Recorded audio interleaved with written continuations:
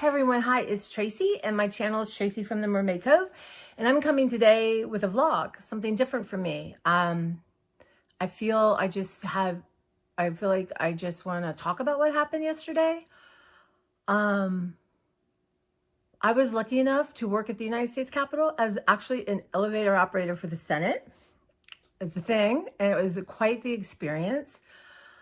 One of the senators I really liked from Arkansas, you really do have to know people to get a job up there. In certain departments. But I asked him, I'm like, could you marry my mother or help her get a job up here? Because at that time I knew I didn't want to work there. But he did. He helped her get a job in the post office. It's like a city. It's a city. And it's a city. And she got a job at the post office. And then just my mom being my mom, there's people with personality and there's like my mother, right? And so the head of the tour guides, which is a very hard job to get, especially then, like, I want you to be a tour guide, come interview. So she did. And she became a tour guide for most of her career on the Hill. And she loved it. She loved it. The Capitol is a very, there's people who work there, it's just a job, but it's a very special place. It's bigger than the people who are running it currently or in the past. It is its own thing. And we were just honored to be there, and towards the end of my mom's career, it's hard to be a tour guide.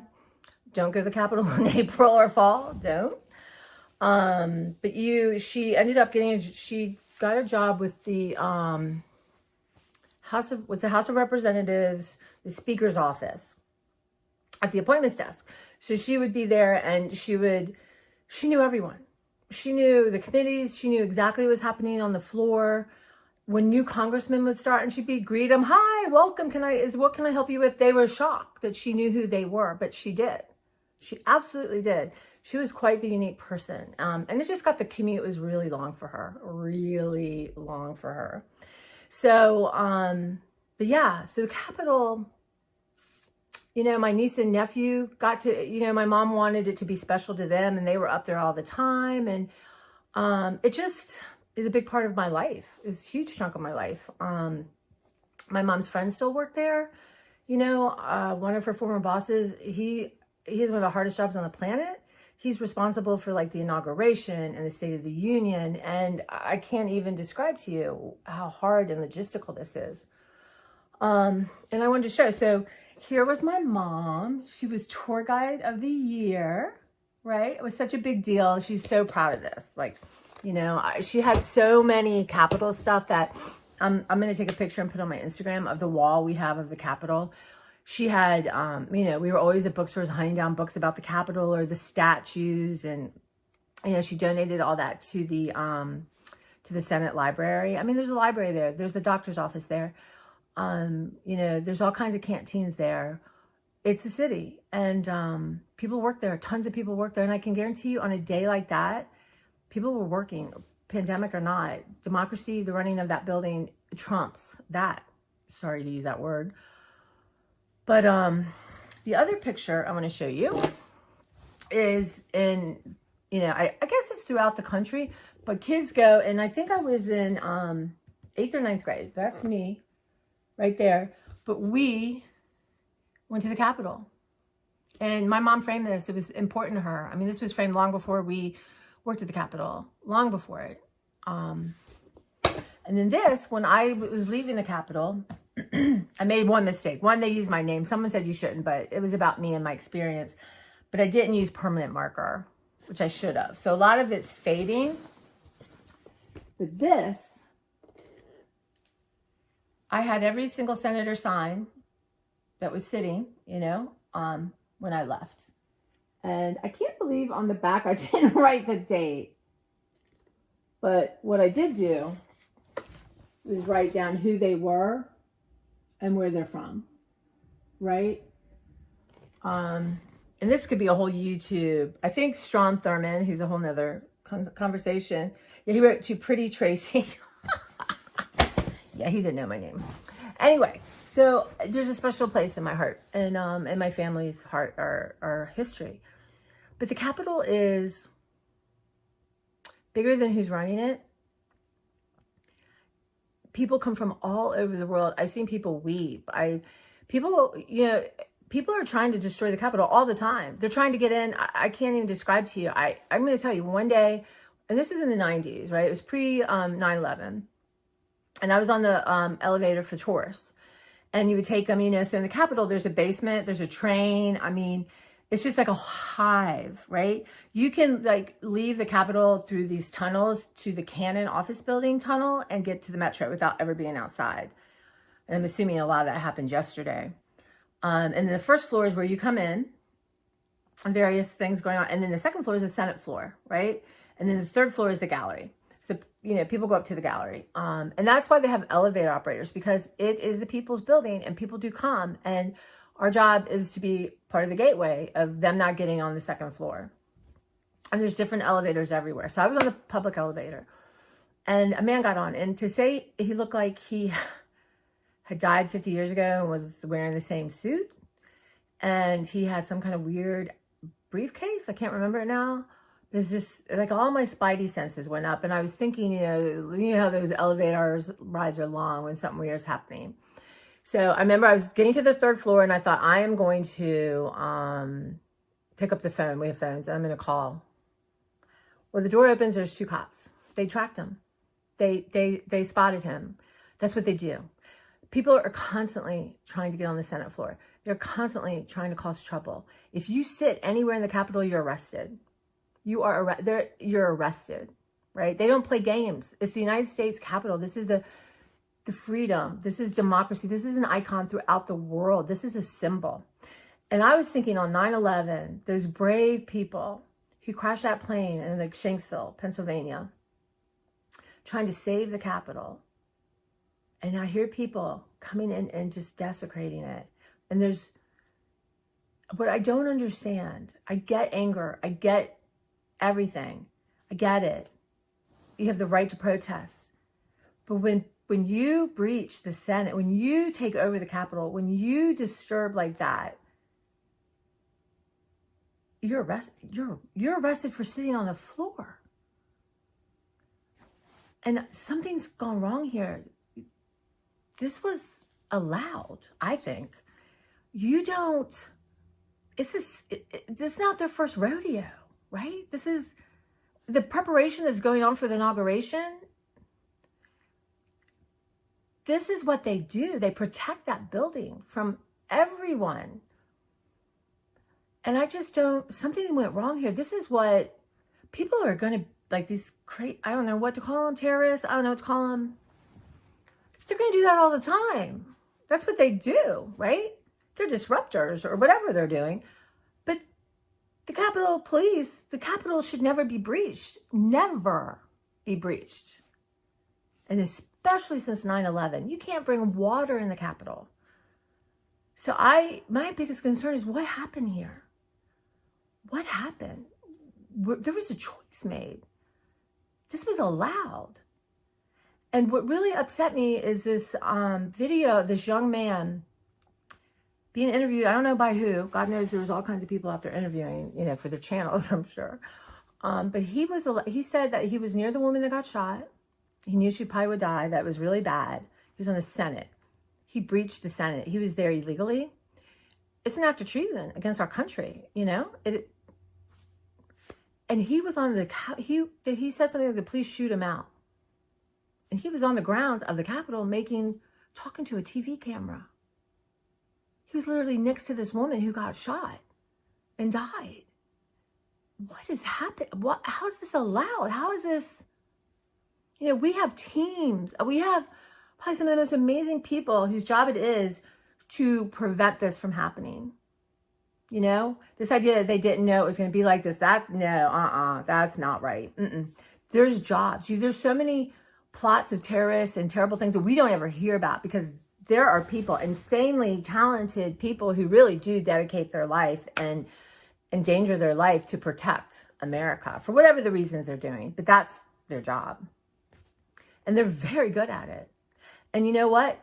They can figure out every single person. They were filming. They were taking selfies. There's a cop with selfies. Why wasn't he charging to the Senate floor to protect it? right? I mean, they can figure this out. They can figure out, I mean, if they can go that Boston Marathon, what they did, if you saw that movie, how they figured that. I mean, there are teams of people, this is their job, okay? They reconstructed 9/11. This is their job. They know how to do it. They're amazing at it. So you're going to tell me this kid is going to be allowed to walk free and tell the story the rest of his life? And, you know, criminals aren't always arrested at the scene of the crime, right? You can't. That's not how it is. You're telling me they're not going to go and hunt these people down and due process. They should be arrested in due process. I'm not saying throw away the key. There's nothing. They should get arrested, charged, and then go through the due process, which is what our country is about. So the only thing is I'm hopeful that that's going to happen, that they're going to hunt all these people down. The FBI is going to figure this out. So yeah, they're going to figure it. That's what they do. They're good at it. You know, this country hasn't had a terrorist attack until from outside because they know what they're doing. But why was it allowed to happen? And so these cops, right, police endangered the life of other police who had guns drawn on the floor trying to protect members who are laying on the ground. How was that ever allowed to happen? So I am so distraught.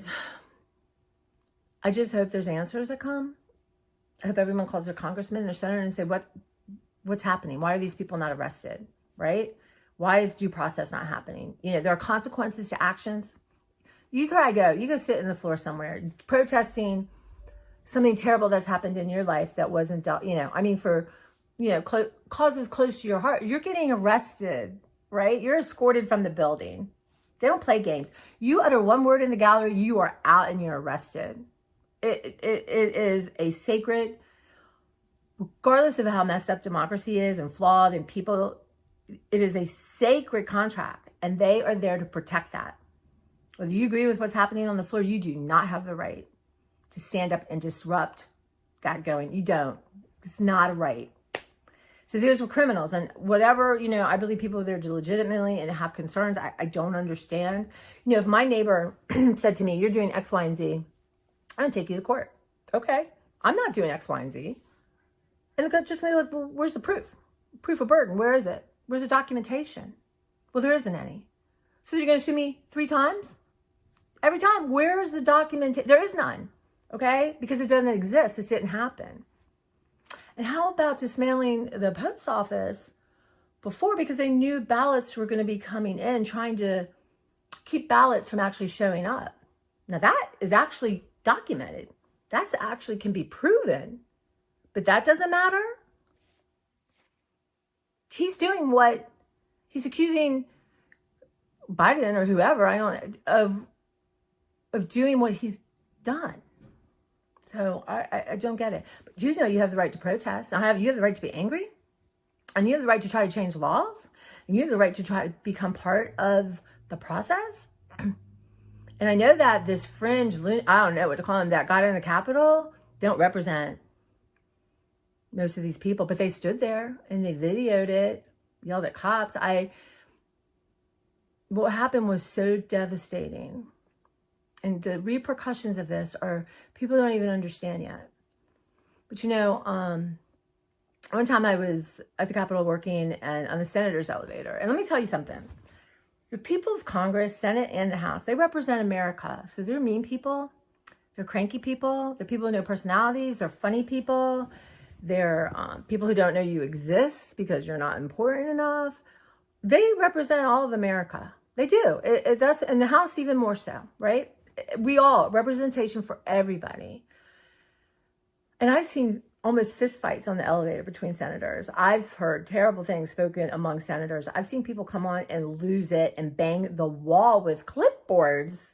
I've seen senators trying to vote in the kitchen. So I've seen a lot of this. So they're not any different than we are, but the building and what it represents is. And you can feel it. So there was a filibuster. I don't remember now. It feels like a Jesse Helms kind of thing. But I'm in the basement. And it's 2 a.m. Now, I'm not a night person. So I was like, but there was a presence. And it's not like ghosts or anything like that. But there was a presence of history when you're in that building. If you pay attention, I ask you all to go like January or, you know, December. There is a history you can feel that is bigger than the building. is bigger than anything. You can feel it. It's palpable. It's hard to feel it when it's crazy and it's busy, but when it's quiet, I mean, it was a hard thing to do, but it was a very special moment in my life to be in here and to just be overwhelmed with this feeling. And there are people who worked on the, didn't care, you know. I had the whole Supreme Court on the State of the Union one time in my elevator. And I keep seeing them walking in. I'm just thinking, holy shit, it's this. Other people didn't care. So that's fine. That's fine. We're all different people. But something really precious was, and I don't know, is democracy precious? I don't know. It's very strong. I mean, our country was born in violence. The world was born in violence. We're violent people. But we've chosen as a society to protect certain things. And I'm not even going to get, to think that during Black Lives Movement protests, they surrounded the Lincoln Memorial, not only the Capitol, right? Not only the White House, but the Lincoln Memorial, which is just a big old statue. And they did not protect the Capitol on one of the most important days in American history. Something's wrong, you know? But it was just such an interesting experience to work. I'll tell you a fun story. So you get to know senator wives. Like Clarence Thomas, you know, when he was there. Yeah, it's a really fun. At first you think, wow, that looks like Ted Danson. I'm like, no, that is Ted Danson. I've even met Orville Redenbacher, and he gives you a card that says, yes, you met Orville Redenbacher. I mean, he's pretty, you know. But one of my favorite senator wives was Annie Glenn, Senator Glenn's wife, Annie Glenn. It was before the books were written, and she was just such a lovely human being. She just, I don't care where, she just was lovely. Just joyful and a good, I don't know, she was interested in you. She just was a wonderful human being. And one day, my mom was waiting for me, and I walked up, and the elevator opened, and Senator Glenn and Mrs. Glenn got off. And I'm like, oh my God, Mrs. Glenn. I'm like, can I go and introduce you to my mom? I'm like, Mom, this is Mrs. Glenn. And, you know, and my mom said, oh my God, you know, she talks about how great you are all the time. And Mrs. Glenn gave me a hug. And then all of a sudden, Senator Glenn puts out his hand and goes, hi, I'm John Glenn. True story. So I have all kinds of great stories like that. And, but I don't know. The question is not that people tried to do this. This is what they do. I mean, people are earnest. They think they have the answers. They want to talk to senators or congressmen.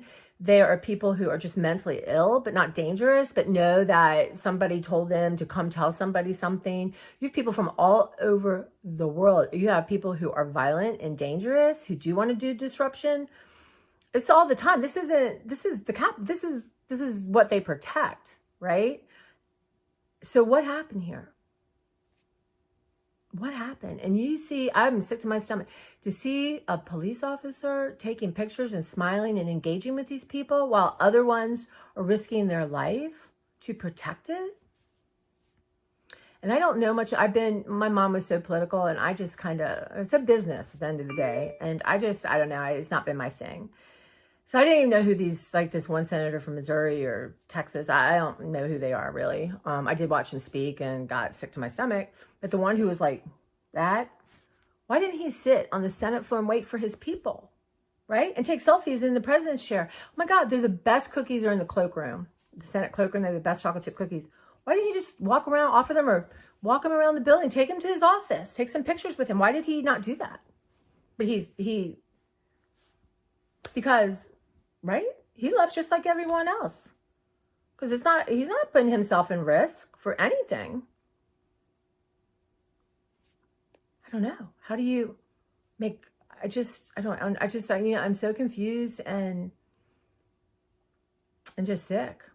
But, because it's a special place. And I hope when COVID is under control, because I don't think it's going away, that you come and you visit it. I'm telling you, don't come in April because it's miserable. But I'll tell you a story about my mother. My mom loved to feed the squirrels, and they're kind of legendary around the Capitol. But after 9/11, you can't take anything. You can't take perfume. You can't take anything. So people would throw stuff away. And one day my mom saw something. She wanted to feed the squirrels, and she took it out. But somebody saw her and reported her. And her boss is like, please, dear God, just take off the red coat before you go through the trash cans.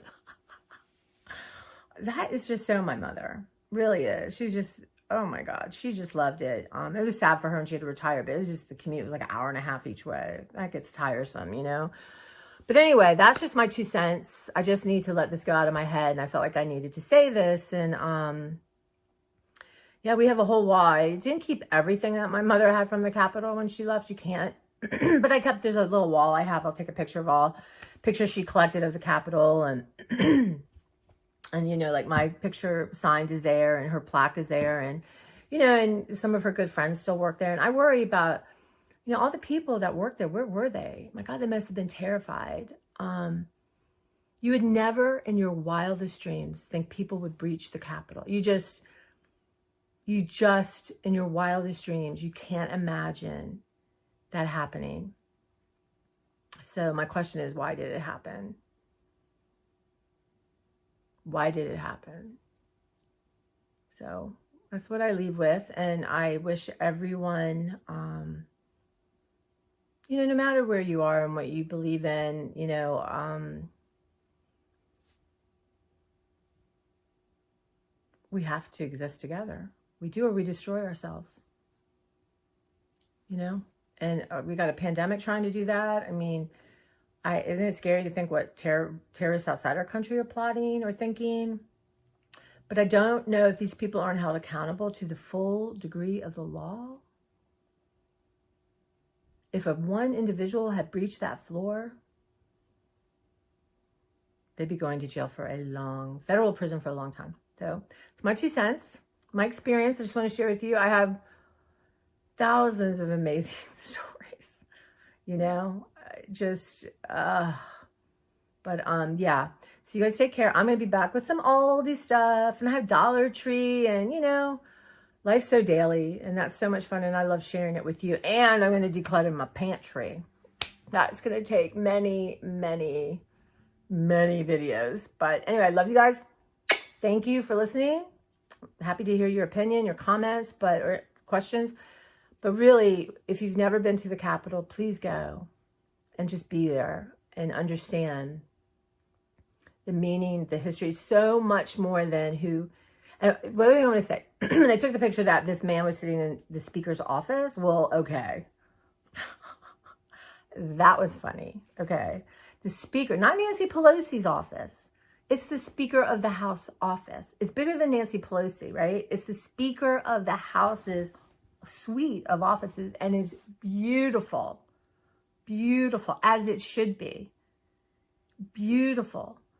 This was some assistant's office. Just sitting there and thinking he's in Nancy Pelosi. Really? Okay. No, that's not how that works. But most people won't get to see the speaker's office, you know? But it's just an amazing building. And it's your building. It's my building. It's the world's building. It's hope.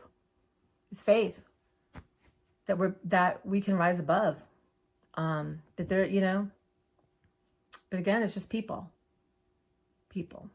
Anyway, I'm glad you're my people, and I will see you soon. I'm gonna let this go out of my head and my heart. I feel better just talking about it. Thank you for listening.